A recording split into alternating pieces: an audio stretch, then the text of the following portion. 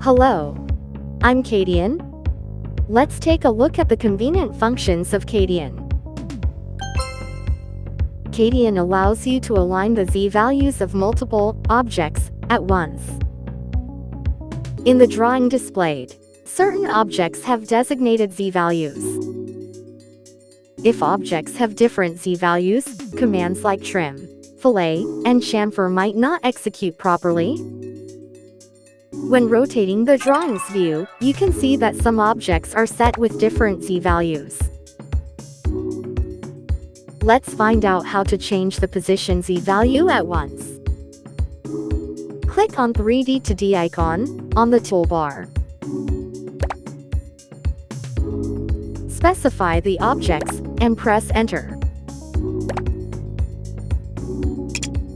Position z-value of selected objects have changed to 0. We've used CADian's 3D to D conversion function to align the z-values of objects. If you have any questions about CADian, please contact us on the website or via email. Thanks for watching.